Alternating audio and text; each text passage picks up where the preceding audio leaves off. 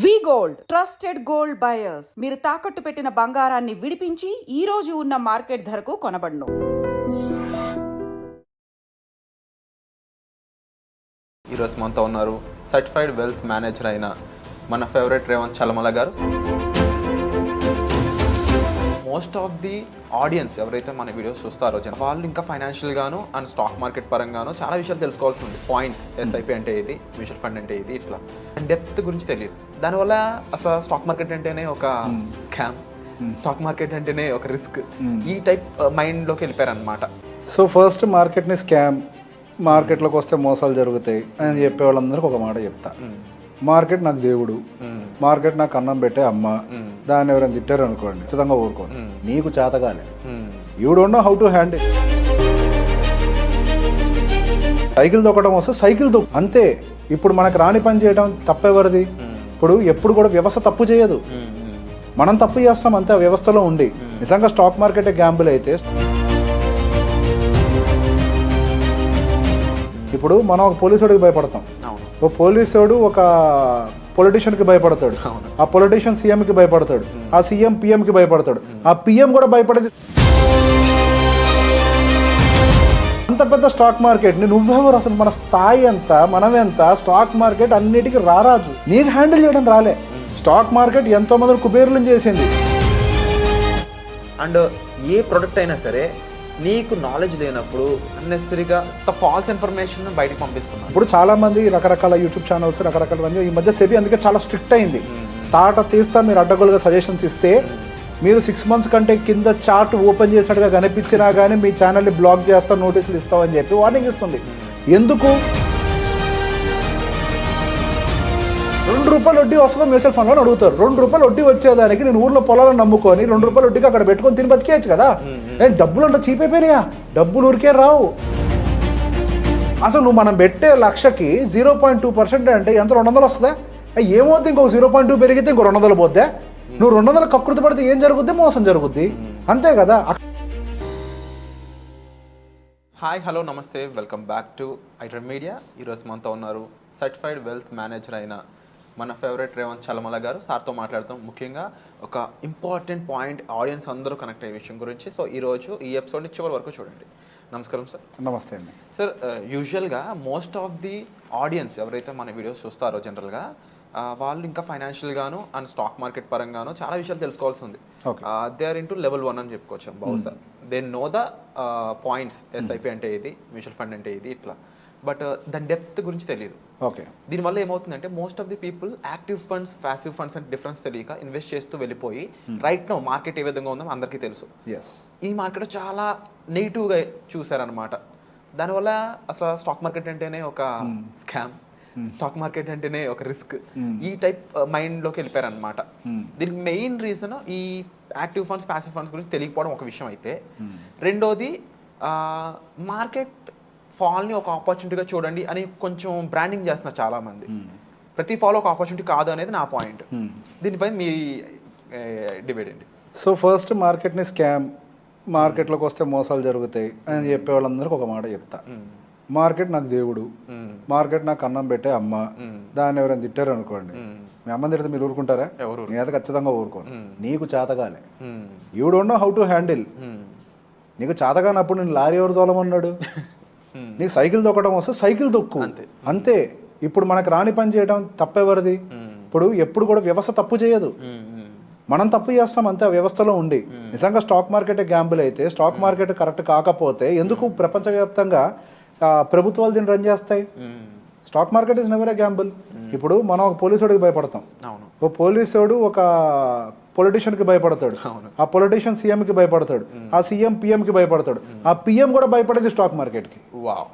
అంత పెద్ద స్టాక్ మార్కెట్ని నువ్వెవరు? అసలు మన స్థాయి ఎంత, మనం ఎంత? స్టాక్ మార్కెట్ అన్నిటికీ రారాజు, నీకు హ్యాండిల్ చేయడం రాలే. స్టాక్ మార్కెట్ ఎంతో మంది కుబేరులను చేసింది, దానితో ఆడుకోవాలి అన్న వాడిని మాత్రమే నాశనం చేసింది. నువ్వు వాడుకోవాల్సిన వస్తువుతో ఆడుకుంటే you are using it in a wrong way. నీకు రావట్లేదు దాన్ని వాడుకోవటం, నువ్వు సరిగ్గా వాడు దాన్ని. ఇప్పుడు చెప్తారు అదేంటి మీరు ఈ మధ్య ఏదో కామన్గా నా దగ్గరకు వచ్చిన వాళ్ళు మీరే కదా సార్ చెప్పింది, నేను ఎప్పుడు చెప్పాను, నేను కాదండి చెప్పింది అని అంటే అదే సార్ మీలాంటి వాళ్ళే చెప్పారు అని అంటే అదే చెప్తా. నాలాంటి వాళ్ళు చెప్పారు అని అంటే ఆ చెప్పిన వాళ్ళు ఎవరు అసలు, ఎవరి దగ్గర ఏ లైసెన్స్ ఉంది, వాళ్ళకి అసలు ఒక పారామీటర్ ఉందా? ఇప్పుడు చాలా మంది రకరకాల యూట్యూబ్ ఛానల్స్ రకరకాల ఈ మధ్య సెబీ అందుకే చాలా స్ట్రిక్ట్ అయింది. తాట తీస్తా మీరు అడ్డగోలుగా సజెషన్స్ ఇస్తే మీరు 6 months కంటే కింద చార్ట్ ఓపెన్ చేసినట్టుగా కనిపించినా కానీ మీ ఛానల్ని బ్లాక్ చేస్తాం, నోటీసులు ఇస్తామని చెప్పి వార్నింగ్ ఇస్తుంది. ఎందుకు ఇంత స్ట్రిక్ట్ అయ్యారో ఒక్కసారి ఆలోచించండి. ఎందుకనంటే ఆ ఎదవల వల్ల మనలాంటి రీటైలర్స్ అందరూ ట్రాప్ అయిపోయి ఇబ్బందులు పడ్డారు.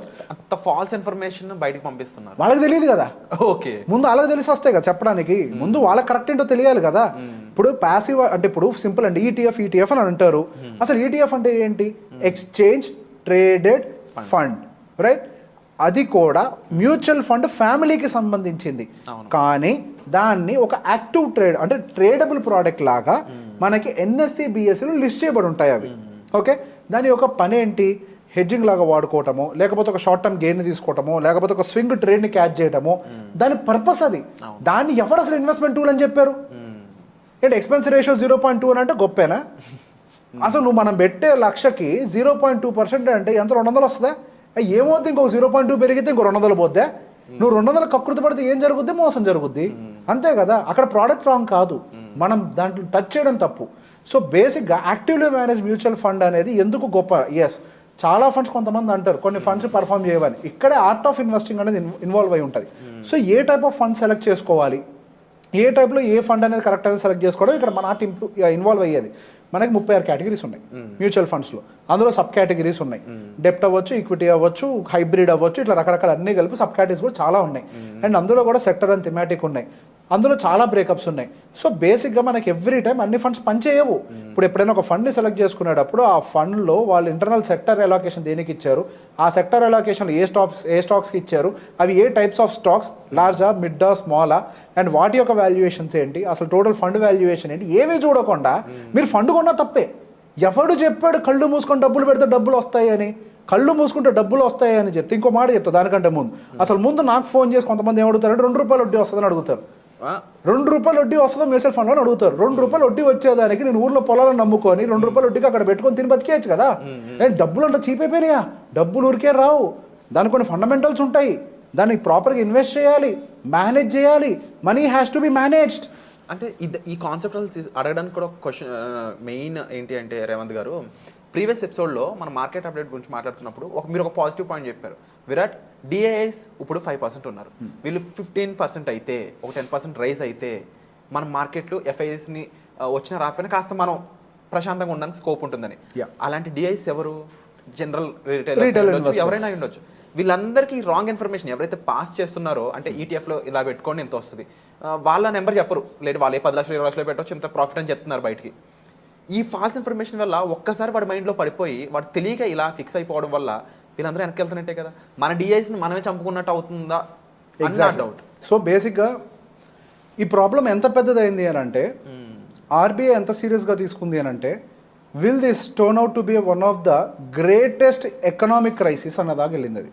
ఓకే, అప్పులు తీసుకొని ట్రేడింగ్లు చేస్తున్నారు, అప్పులు తీసుకొని ఇన్వెస్ట్మెంట్లు పెడుతున్నారు, లివరేజ్ తీసుకొని స్టాక్స్ కొంటున్నారు. అసలు నీకు ఏం తెలుసు అని అవన్నీ చేస్తున్నావు? అసలు మనకి ఏం తెలుసు అని పెట్టుబడి పెడుతున్నావు? That is not the way, right? So బేసిక్గా ప్రాబ్లమ్ని కట్ డౌన్ చేయడానికే, ట్రేడింగ్ యాక్టివిటీని కట్ డౌన్ చేయడానికే ఈవెన్ సెబీ కూడా రకరకాల చర్యలు తీసుకొని ట్రేడింగ్ యాక్టివిటీని కట్ డౌన్ చేసే ప్రయత్నం విపరీతంగా చేస్తుంది. అండ్ ఈవెన్ ఆర్బీఐ కూడా అన్సెక్యూర్డ్ లోన్స్ని విపరీతంగా అరికట్టే ప్రయత్నం చేస్తుంది. అన్సెక్యూర్డ్ లోన్స్ తీసుకొని అయితే బెట్టింగ్సో లేకపోతే ట్రేడింగ్లోనే పెట్టి రకరకాలుగా డబ్బులు పోగొట్టుకుంటున్నారు. ఈవెన్ ఏమనుకుంటున్నారు అని అంటే, నేను స్టాక్ కొంటున్నా, ఐఎమ్ నాట్ ట్రేడింగ్ అని అంటున్నారు. ఎవరు చెప్పారు? నువ్వు ట్రేడింగ్ చేస్తున్నావు. ఇన్ఫాక్ట్ నువ్వు ట్రేడింగ్ చేయడం, నువ్వు బెట్టింగ్ చేస్తున్నావు అని అంట. నేను తెలియకుండా చేసేది ఏదైనా బెట్టింగే, తెలిసి చేస్తే ట్రేడింగ్. ట్రేడింగ్ ఒక సబ్జెక్ట్ ఉంది. Stock market is a combination of science and art అని అంటారు. ఫస్ట్ అసలు మనం దాని కాంబినేషన్ అర్థం చేసుకోవాలి అని అంటేనే మనం ఏం చేస్తాం? హెడ్లైన్స్ ఏదో చదువుతాం. Market never works on the headlines, market always works on the last page. So బేసిక్గా the combination between the last page and the first page is the stock market. First హెడ్లైన్స్లో జీడిపి నెంబర్ బాగుందని అంటారు. నేను ఎప్పటి నుంచో చెప్తున్నా, ఆ నెంబర్ని నేను దేన్ని నమ్మను. ఈ టైంలో వచ్చే ఏ దేశంలో వచ్చే నెంబర్ని నేను నమ్మను. ఇదంతా 2024 అంతా కూడా ఎలక్షన్ సీజన్, ప్రపంచవ్యాప్తంగా 60% కూడా ఎలక్షన్లో పార్టిసిపేట్ చేయబోతుంది కాబట్టి డెఫినెట్గా నెంబర్ల మ్యానిపులేషన్ జరుగుతుంది. దానికి లాస్ట్ పేజ్ తిరగేసి చూస్తే అక్కడేమో అన్ఎంప్లాయ్మెంట్ ఉందని కనిపిస్తుంది, ఎకానమీ ఎట్లా బాగుంది, ఇప్పుడు ఎట్లా ఇన్వెస్ట్ చేయాలి అని. రైట్, ఆ టైంలో మనం ఇదే మాట మాట్లాడినప్పుడు ఇదే రీటైలర్, సో కాల్డ్ రీటైలర్, నీకేం తెలుసు నువ్వు జనాలు భయపెడుతున్నావు అన్నారు. నేను భయపెట్టడం కాదు, నేను జాగ్రత్తగా చెప్తున్నా, నిజం చెప్తున్నా. నేను మార్కెట్ నుంచి బయటకు పొమ్మని చెప్పట్లేదు, బాండ్స్లో ఇన్వెస్ట్ చేయండి అని చెప్తున్నా. బాండ్స్లో పెట్టుకో, నాకేమైనా వస్తుందా బాండ్స్లో డబ్బులు పెడితే? నాకేంటి బాండ్స్లో పెడితే? బాండ్స్లో పెట్టుకొని మార్కెట్ కిందకు వచ్చాక అదే ఈటీఎఫ్, అదే మ్యూచువల్ ఫండ్, అదే స్టాక్ ఇప్పుడు ఉంటే రారాజు అయ్యి ఉండేవాళ్ళు. ఒక స్ట్రాటజీ ఉండాలి. అండ్ ఇదే కాన్సెప్ట్లో ఇంకొన్ని విషయాలు రేవంత్ గారు, టాప్ 5 ఫండ్స్ అని కొంతమంది సజెస్ట్ చేస్తూ ఉంటారు. 1, 2, నేను ఎప్పుడు కూడా ఆ ఫండ్లో ఒక డెట్ ఫండ్ చూసింది లేదు. Yes, so I'll tell you. So సహజంగా డెప్ట్ ఫండ్ అనేది టాప్ 5లో ఉండదు. ఎందుకంటే ఫస్ట్ థింగ్ ఏంటంటే అది హెడ్జింగ్ టూల్ లాగా వాడతాం. ఓకే, డెప్ట్ ఫండ్ పర్పస్ ఏంటంటే పార్కింగ్, దాని నుంచి డబ్బులు సంపాదించడం కదా దాని యొక్క పని.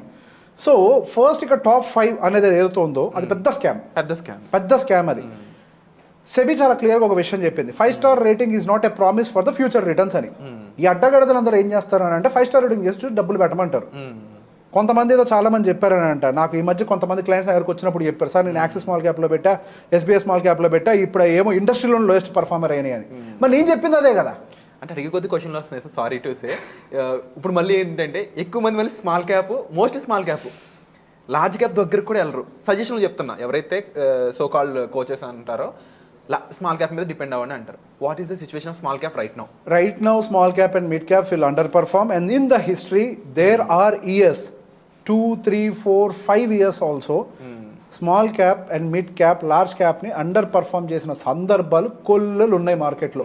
2021 market recovery after Covid fall, అక్కడి నుంచి వెనక్కి 5 సంవత్సరాల చార్ట్లు చెక్ చేయండి. When compare to mid and small cap segment, large cap has outperformed. So బేసిక్గా ఈ mid and small cap segment వెనకాల పరిగెట్టద్దు అని ఎప్పటి నుంచో చెప్తున్నాను. అవి పెట్టడం తప్పు అని నేను చెప్పట్లేదు. Always remember, stock market works on the numbers. అంటే కంపెనీలు పోస్ట్ చేసే వాళ్ళ యొక్క ఆదాయాల మీద నిలబడి ఉంటుంది. 100%. ఎస్, సో బేసిక్గా వాళ్ళ ఆదాయాలు దేని మీద డిపెండ్ అయి ఉంటుంది అంటే ప్రభుత్వాలు తీసుకున్నటువంటి నిర్ణయాలు ఆ ఎకానమీస్ మీద డిపెండ్ అయి ఉంటాయి. వేటిల్ని అర్థం చేసుకోకుండా కళ్ళు మూసుకొని నేను మూమెంటం ఫండ్లో పెడతా, కళ్ళు మూసుకొని స్మాల్ క్యాప్లో పెడతా. సో ఇక్కడ ఒక పాయింట్ని అర్థం చేసుకోవాలి, you are chasing returns. If you chase returns, you will not get the returns. You have to chase the process. If you chase the process in return as a reward, మీకు returns వస్తాయి. ఎప్పుడైనా లైఫ్లో గుర్తుపెట్టుకోవాల్సింది, నాకు success కావాలి అంటే అది రాదు. మనం పనిచేస్తూ పోతా ఉంటే వస్తుంటుంది. నాకు బాగా డబ్బులు కావాలి అంటే అవి రావు. మనం పనిచేస్తూ పోతా ఉంటే మనం చేసిన పనికి రివార్డ్ కింద డబ్బులు వస్తాయి. ఇన్ ద సేమ్ వే ఇన్వెస్టింగ్లో కూడా మనం ఏ పద్ధతిని అయితే ప్రాపర్గా ఫాలో అవుతుంటామో దానికి ఎంత రివార్డ్ రావాలో అంత రివార్డ్ వస్తుంది. కాబట్టి మీరు డబ్బులు పెట్టారు కాబట్టి రారు. నేను చాలామంది రీటైలర్స్ని చూసి నేను ఇబ్బంది పడుతుంది. నేను గట్టిగానే సమాధానం చెప్తాను, అట్లీస్ట్ ఇట్లానే అర్థమవుతుంది కొంతమందికి అని చెప్పి. పాయింట్ ఏంటి, ఎంతసేపటికి ఎక్కడ పెట్టిన డబ్బులు వస్తాయి. ఎందుకు వస్తాయి ఎక్కడ పెట్టిన డబ్బులు? డబ్బులకి ఏం పని పాట లేదా? అంత చీప్గా ఉందా నీకు డబ్బు అంటే? నువ్వు డే అండ్ నైట్ కష్టపడి పొద్దున్న 9 గంటల నుంచి సాయంత్రం 5 దాకా ఆఫీస్కి వెళ్ళి మళ్ళీ పొద్దున గంట సాయంత్రం గంట జర్నీ చేసి 10-12 గంటలు పనిచేసి ఇంటికి పోతే నీకు నెలకొచ్చేది ₹1,00,000 జీతం కష్టపడి సంపాదిస్తే నీకు జస్ట్ డబ్బులు పెడితే డబ్బులు వచ్చేస్తాయా? అంత చీప్ అయిపోయిందా డబ్బులు అని అంటే, మార్కెట్ అని అంటే? ఇప్పుడు బేసిక్గా పోగొట్టుకునే వాళ్ళది తప్పు, చెప్పిన వాళ్ళది తప్పే, నేను కాదనట్లే. SEBI is already looking at them. వాళ్ళందరి పని వాళ్ళు సెబీ చూసుకుంటుంది. ఇంతమంది భయపడుతున్నారు. అండ్ ఇప్పుడు మీకు ఐవీఆర్ కాల్ ఏమొస్తుంది, ఇన్వెస్ట్మెంట్ టిప్స్ ఇస్తాం, అది ఇది ఇస్తామంటూ ఎవరైనా కాల్ చేస్తే ఆ ట్రాప్లోకి వెళ్ళకండి అని చెప్తుంది. ఈ ఎదవల గురించే కదా. మరి అదే పనిగా నేను చెప్పింది, don't fall to this trap. దీని వెనకాల చాలా సైన్స్ ఉంది. You have to understand the stock market. ఒకటి పెడుతున్నాము అని అంటే ఎకనామిక్ సూట్ అవుతుందా లేదా? మొన్నటిదాకా డిఫెన్స్ అని పరిగెట్టారు, ఇన్ఫ్రాస్ట్రక్చర్ అని పరిగెట్టారు, పిఎస్లు అని పరిగెట్టారు. ఇప్పుడు హైయెస్ట్ బీటెన్ సెగ్మెంట్స్ ఏంటి? అవే కదా. రియాలిటీ అని పరిగెట్టారు, హైయెస్ట్ బీటెన్ సెగ్మెంట్ అదే కదా. ఎనర్జీ అని పరిగెట్టారు, హైయెస్ట్ బీటెన్ సెగ్మెంట్ ఇప్పుడు అదే కదా. మిడ్ అండ్ స్మాల్ క్యాప్ అని పరిగెట్టారు, హైయెస్ట్ బీటెన్ సెగ్మెంట్ అదే కదా. నువ్వు దేని వెనకాల పరిగెట్టావు అదే బీటెన్ అయినా. ఇప్పుడు ఈ సెక్టార్ ఓరియంటెడ్గా ఇన్వెస్ట్ చేసుకోండి అని చెప్పినవి కూడా ఈ కామన్ మిస్టేక్స్లో కనిపిస్తూ ఉంది ఎక్కువగా.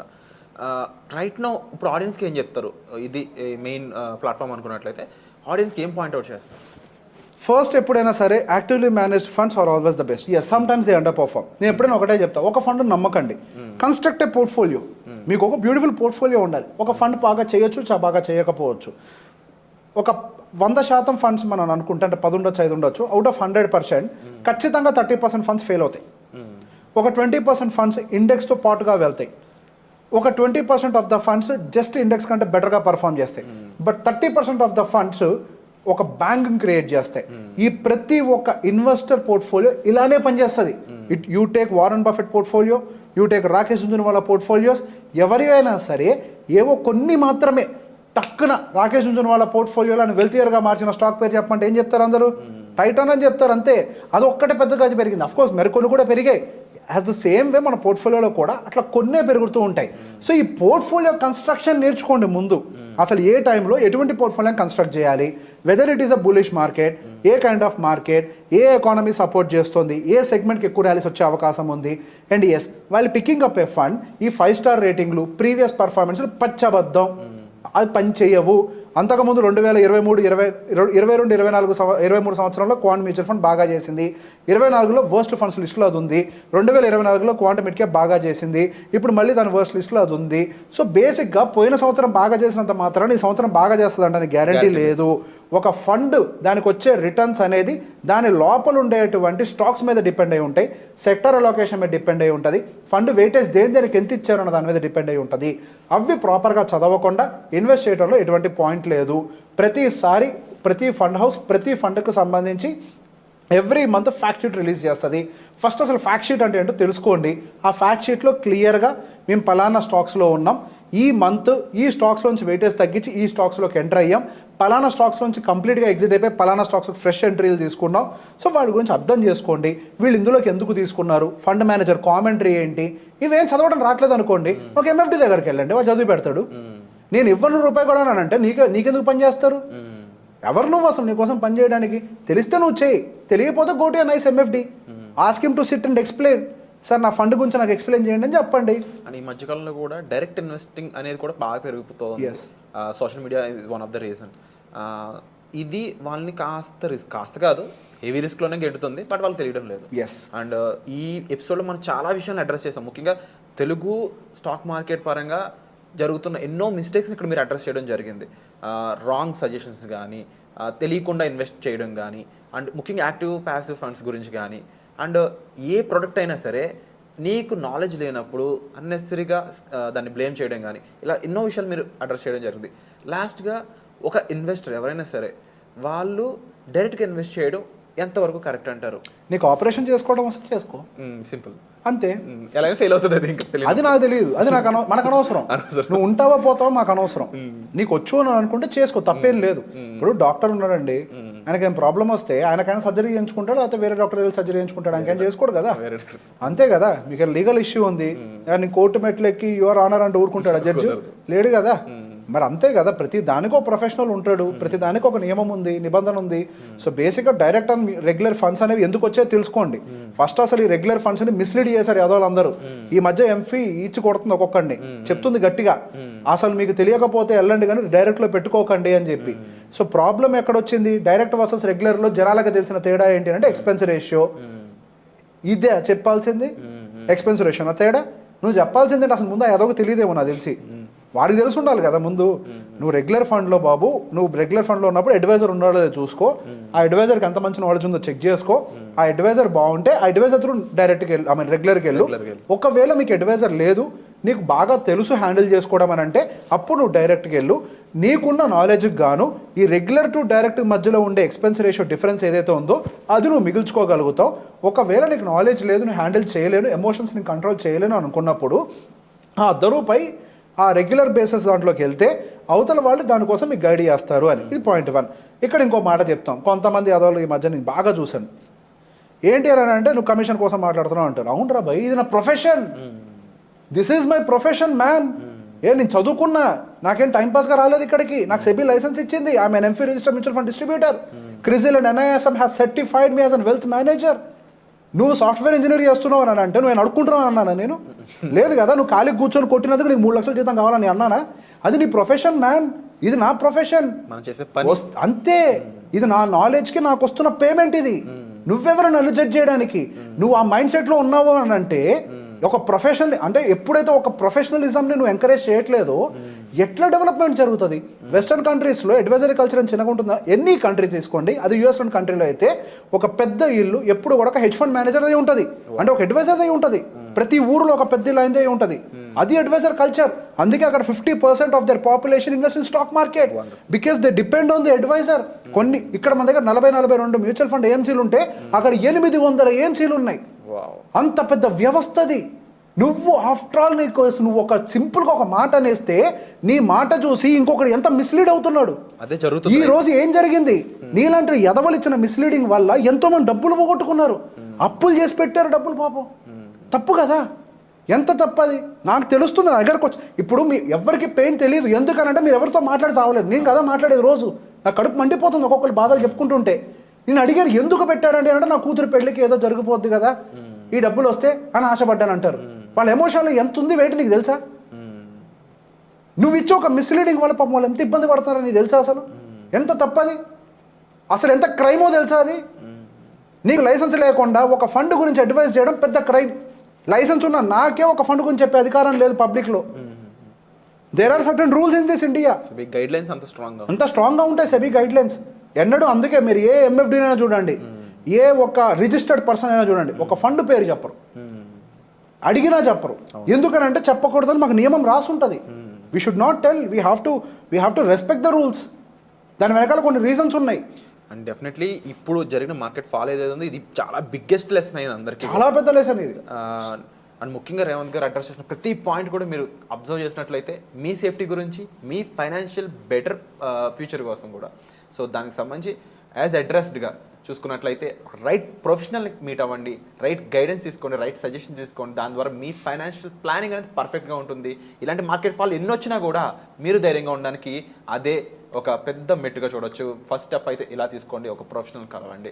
అండ్ రాంగ్ సజెషన్స్ కానీ లేకపోతే అన్నెసరీ ఇన్ఫర్మేషన్ ఎవరైనా పాస్ చేస్తున్నా 2-3 టైమ్స్ చెక్ చేసుకోండి. ఎందుకంటే end of the day invest చేసింది మీ హార్డ్ అండ్ మనీ, మీరు కష్టార్జితంగా మీరు సంపాదించిన మీ ఓన్ మనీని పాడు చేసుకోవద్దు. మార్కెట్ ఏ విధంగా ఉంటుంది అనేది మనం ఏ సాఫ్ట్వేర్ జాబ్స్ మనకు దానికి సంబంధించి తెలుస్తుంది. మార్కెట్ మనం అనాలిసిస్ చేయలేం, దానికంటూ ప్రొఫెషనల్స్ ఉంటారు. సో ఒక ప్రొఫెషనల్ని గైడ్ని మనం ఉన్నట్లయితే మన లైఫ్లో ఆ లైఫ్ ఫైనాన్షియల్గా సెక్యూర్గా ఉంటుందండి. సో దీనికి సంబంధించి మీకు మరింత ఇన్ఫర్మేషన్ గైడెన్స్ కావాలనుకున్నట్లయితే డిస్ప్లే అవుతున్న నెంబర్స్ కాల్ చేసి మీరు సార్ని సంప్రదించవచ్చు. వచ్చే ఎపిసోడ్లో మళ్ళీ కలుద్దాం. Thank you so much sir, addressing many revolutionary points. Thank you so much. Thank you sir.